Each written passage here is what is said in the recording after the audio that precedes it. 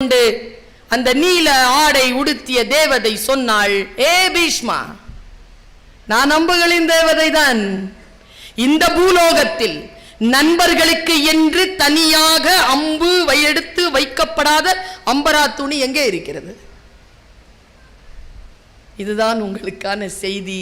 எல்லோருடைய அம்பரா துணிகளிலும் நண்பர்களுக்கு என்றும் தனியாக ஒரு அம்பு இருக்கிறது என்று அம்புகளின் தேவதை சொல்கிறாள். இப்படி ஒரு சிறுகதைங்க. இதை படிச்சா நான் ஒருத்தன் போலீஸ் கிட்ட மாட்டினாமலே திருந்துவானா இல்லையா? இதுக்குதான் படிங்கிறது. ஒன்று என்ன செய்யும்? நம்மை நேரடியான ஒரு வாழ்க்கைக்குள் கொண்டு வந்து செலுத்திக் கொள்ளாமல் நாம் அந்த வாசிப்பிலேயே நம்முடைய வாழ்க்கையை அடுத்த கட்டத்திற்கு நகர்த்தி செல்லும். என்ன கேட்டா புத்தகங்கள் வீடுகள் போலங்க, வீடுகள் போல. சில வீடு உள்ளேயே வர விடாது. நான் இப்பொழுது சொல்கிறேன், உங்களுக்குள் ஏதேனும் செய்கிறதா? ஜாகிரதையாகிக் கொள்ளுங்கள். அந்த புத்தகத்தில் ஒரு காட்சி, பீஷ்மர் மரணப்படுக்கையில் இருக்கிறார். மரணப்படுக்கையில் இருக்கிறார். கடைசி சொட்டு வரைக்கும் ரத்தம் போயிருச்சு. அவருக்கு ஒரு வரம் என்னன்னா, நினைச்சாதான் அவருக்கு சாவு. அவர் மேல் பெருங்கருணை கொண்ட மரண தேவதை வெள்ளை உடையில் வருகிறாள். கவலையின்றி சுவாசியுங்கள். உலகின் தலை சிறந்த மருத்துவர்கள் உங்களுக்கு சிகிச்சை அளிக்கிறார்கள். நுரையீரல் அறுவை சிகிச்சையில் உலக விகிதத்தை விட அதிக வெற்றி. நீங்கள் புகைப்பிடிக்கும் பழக்கம் உள்ளவரா?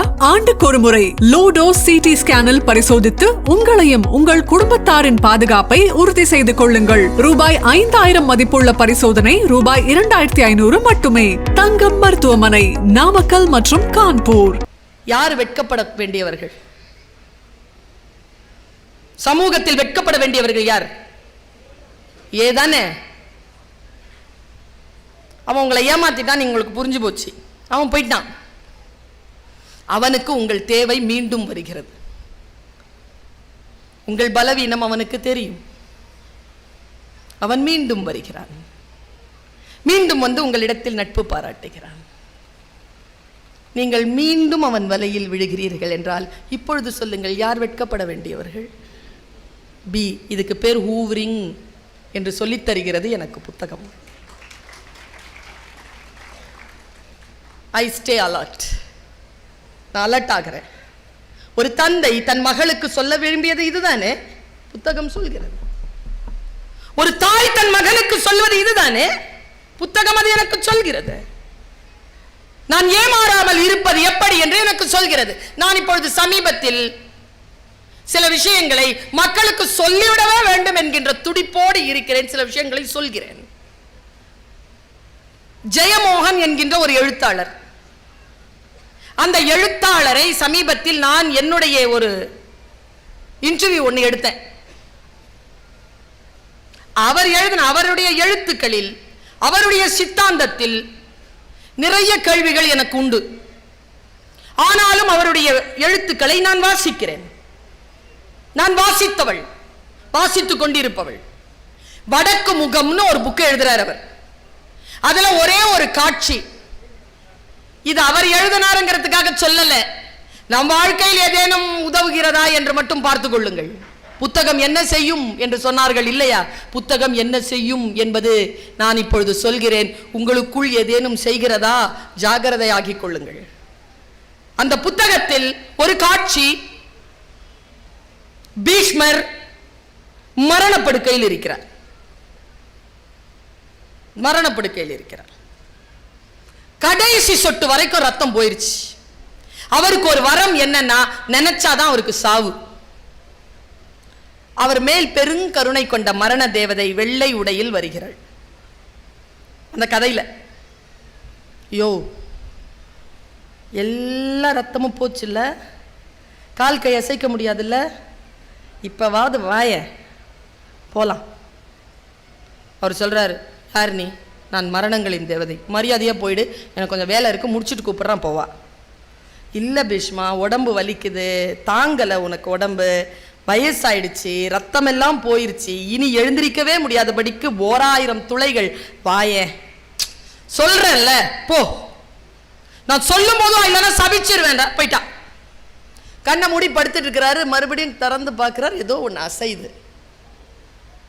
நீல கலர் ட்ரெஸ் போட்டுக்கிட்டு ஒருத்தி வரா. இன்னைக்கு நானும் அந்த ட்ரெஸ்ல தான் வந்திருக்கேன். வந்து நிற்கிறா. ஹே பீஷ்மா கூப்பிடுறா. நான் தான் உன்னை போக சொன்னேன்ல, நான் இப்பொழுது தானே வருகிறேன். யார் நீ? நீ கோபத்தை அடக்கு, நான் நன்றி சொல்ல வந்தேன். யார் நீ சொல். கோபத்தை அடக்கு பீஷ்மா, கோபத்தை அடக்கி கேள் யார் என்று சொல்கிறேன். சரி, யார் நீ சொல். நான் அம்புகளின் தேவதை. ஓ, ஏன் இங்கே வந்தாய்? உனக்கு நன்றி சொல்ல வந்தேன். எதற்கு? நீ சுத்த வீரன், உன் அம்புகள் குறி தவறியதில்லை. மகிழ்ச்சி. நீ அம்பை விடுகின்ற பொழுது பகைவனுடைய நெஞ்சு பிளந்து வெளியில் வரக்கூடிய ரத்தத்தில் முதல் துளி எனக்கு அவிசாக கிடைத்திருக்கிறது. நான் பலனடைந்திருக்கிறேன். நீ சுத்த வீரன். நன்றி பீஷ்மா, ஏற்றுக்கொண்டேன், போ. கிளிக்னு சிரிக்கிறா. இதுதான் பாயிண்ட். விஷயமே இதுதான். கிளிக்னு சிரிக்கிறா. என்ன பீஷ்மா, கோபம் தவிர். சொல், ஏன் சிரித்தாய்? உன்னை எனக்கு தெரியும். சரி, உன் பகைவர்களை எனக்கு தெரியும். சரி, உன் அம்புகளை எனக்கு தெரியும். சரி, உன் நண்பர்களையும் எனக்கு தெரியும். நில். முதலில் சொன்ன மூன்றும் சரி. ஏனென்றால் நீ அம்புகளின் தேவதை. என் அம்புகளை தெரியும், என்னை தெரியும், என் பகைவர்களை தெரியும். என் நண்பர்களை எப்படி அடி தெரியும் உனக்கு? அப்படி என்றால் நீ அம்புகளின் தேவதை இல்லை. என்னவுடன் கலகல என்று சிரித்துக் கொண்டு அந்த நீல ஆடை உடுத்திய தேவதை சொன்னாள், ஏ பீஷ்மா, நான் அம்புகளின் தேவதை தான். இந்த பூலோகத்தில் நண்பர்களுக்கு என்று தனியாக அம்பு எடுத்து வைக்கப்படாத அம்பரா துணி எங்கே இருக்கிறது? இதுதான் உங்களுக்கான செய்தி. எல்லோருடைய அம்பரா துணிகளிலும் நண்பர்களுக்கு என்றும் தனியாக ஒரு அம்பு இருக்கிறது என்று அம்புகளின் தேவதை சொல்கிறாள். கவனம். யாரிடத்தில் நட்பு வைக்கிறீர்கள் என்பதில் கவனம் வையுங்கள் என்று சொல்லித் தருகிறது எனக்கு புத்தகங்கள். டால்ஸ்டாய் புத்தகத்தை எழுதிவிட்டு வந்து படுத்துக் கொண்டான். தட்டச்சு செய்யக்கூடிய பெண் அவருடைய நூலை தட்டச்சு செய்துவிட்டு, ஐயா நீங்கள் எழுதிய பிரதியை எடுத்துக்கொள்ளவா? தட்டச்சு செய்ய வேண்டும், நேரமாகிவிட்டது, நான் போக வேண்டும் என்றவுடன், நாளை செய்து கொள்ளலாம், இப்பொழுது போ என்றார். டால்ஸ்டாய் அழுது கொண்டிருந்ததை பார்த்தாள் அந்த பெண். அந்த பெண் கேட்ட ஒற்றை கேள்வி என்ன தெரியுமா? மிஸ்டர் டால்ஸ்டாய், அந்த நீதிமான் இறந்து விட்டானா? இதான் கேள்வி. எழுதுகின்ற எழுத்தாளனை அந்த பாத்திரங்கள் வழிபடுத்துகின்றன, கதற வைக்கின்றன, அழ வைக்கின்றன என்று டால்ஸ்டாயினுடைய இந்த வாழ்க்கை நமக்கு சொல்லுகிறது. ஜெயகாந்தன் மிக முக்கியமான ஒரு நிலையிலே ஒரு பேட்டியிலே சொல்கிறார், நேரடியாக நான் குழந்தைகளின் சாவை பார்த்திருக்கிறேன், அதைவிட கொடுமையானது கதைகளில் குழந்தைகள் சாவது என்று எழுதுகிறார். வாசிப்பு என்ன செய்யும் என்று கேட்கிறோமே, புத்தகம் என்ன செய்யும் என்று கேட்கிறோமே, இதைத்தான் செய்யும். நான் இந்த அனுபவத்தை சொன்னதில்லை. ஒரு 1.5 ஆண்டுகள் இருக்கும். சந்திரன் என்கின்ற ஒரு ஆசிரியர் மதுரையிலிருந்து கல்லூரியில் என்னை பார்க்க வந்திருந்தார். கையில பழக்கூடையுடன் அப்படி வந்து நிற்கிறார். என்னையான்னு கேட்டேன். யாரையா நீங்க, என்னையா வேணும்? அம்மா உங்களை பார்க்க வந்தேன், உங்க பேச்சை கேட்டு ஒரு ஆளு பொண்டாட்டி அடிக்கிறத நிறுத்திட்டாருமா. சத்தியம், இது நான் பதிவு செய்து கொண்டிருக்கேன். பொண்டாட்டி அடிக்கிறத நிறுத்திட்டு என்ன பேச்சது? எங்க தெருவில் ரிக்ஷா ஓட்டுவார் ஒருவர், டெய்லி குடிச்சிட்டு போய் பொண்டாட்டி அடிப்பார். உங்க பேச்சை கேட்டிருக்கார், அவர் சொல்லிட்டார், நீங்க போய் இதை முடிஞ்சா சொல்லிடுங்கன்ட்டாங்க. நான் 2 நாளைக்கு முன்னால பார்த்தேன், ட்ரெயின் ஏறி காலையில் உங்களை சந்திச்சுட்டு இதை கொடுத்துட்டு இதை சொல்லிட்டு போகலான்னு, நல்லா பேசுங்கம்மான்ட்டு போயிட்டார். அவர் சொன்ன கருத்தை சொல்றேன். இங்க யாராவது பொண்டாட்டி அடிக்கிறவங்களா இருந்தா,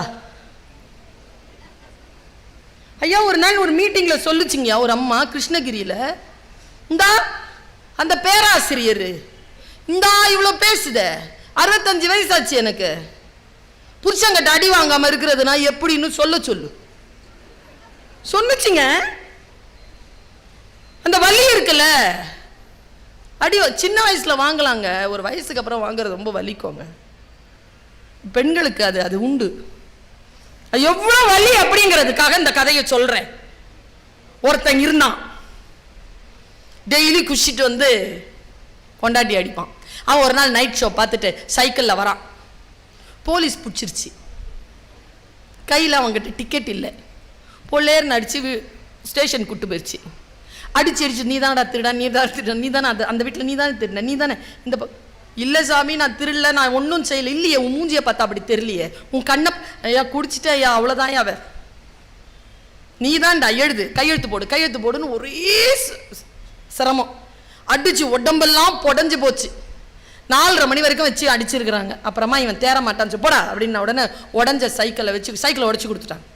உடஞ்ச சைக்கிளை வச்சுட்டு வீட்டுக்கு போறாரு. இவர் வீட்டுக்கு போனால் வாசல்ல மனைவி ஒன்று அழுறா, எங்கெங்க போனீங்க, ராத்திரிலாம் வந்துருவீங்களே, எங்கெங்க போனீங்கன்னு சொல்லிட்டு உட்கார வச்சு தண்ணி ஊற்றி உடம்ப தொடச்சி மஞ்சப்பத்து போட்டு சூப் வச்சு கொடுத்து விசிறா. தூங்குறான் அவன். அடுத்த நாள்லேருந்து அவன் பொண்டாட்டி அடிக்கிறத நிறுத்திட்டான். ஏன்னா இவன் மஞ்சப்பத்து போட்டாலே அதுக்கு இல்லை, காரணமே இல்லாமல் அடி வாங்கினா எவ்வளோ வலிக்கும்னு அவனுக்கு தெரிஞ்சு போச்சு. இப்படி ஒரு சிறுகதைங்க.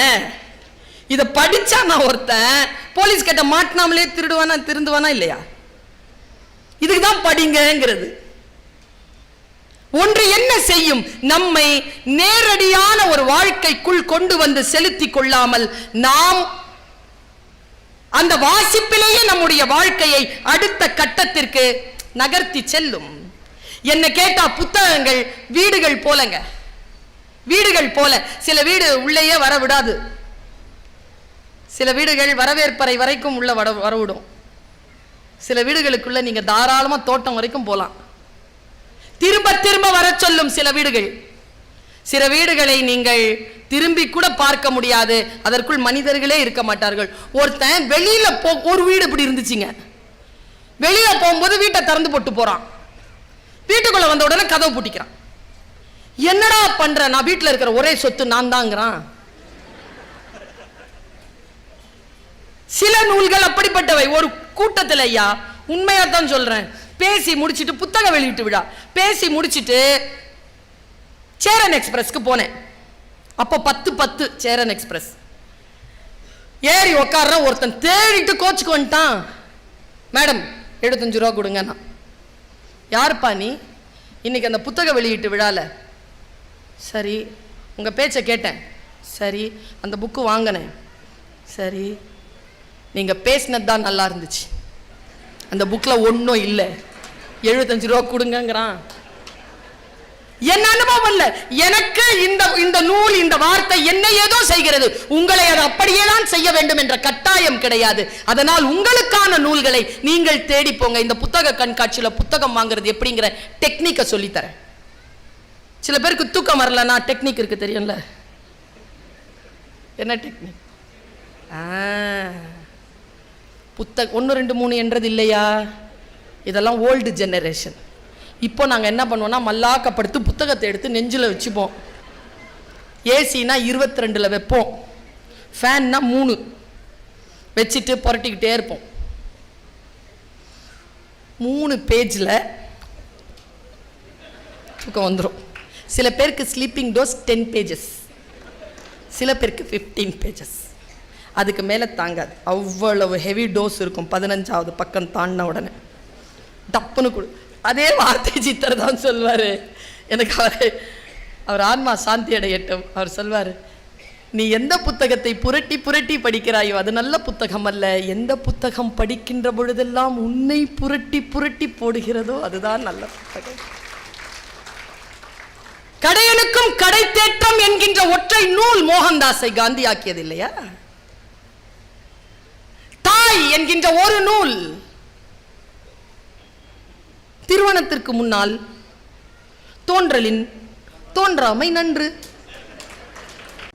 கவலையின்றி சுவாசியுங்கள். உலகின் தலை சிறந்த மருத்துவர்கள் உங்களுக்கு சிகிச்சை அளிக்கிறார்கள். நுரையீரல் அறுவை சிகிச்சையில் உலக விகிதத்தை விட அதிக வெற்றி. நீங்கள் புகைப்பிடிக்கும் பழக்கம் உள்ளவரா? ஆண்டுக்கு ஒரு முறை லோ டோஸ் சிடி ஸ்கேனில் பரிசோதித்து உங்களையும் உங்கள் குடும்பத்தாரின் பாதுகாப்பை உறுதி செய்து கொள்ளுங்கள். ரூபாய் 5000 மதிப்புள்ள பரிசோதனை ரூபாய் 2500 மட்டுமே. தங்கம் மருத்துவமனை, நாமக்கல் மற்றும் கான்பூர்.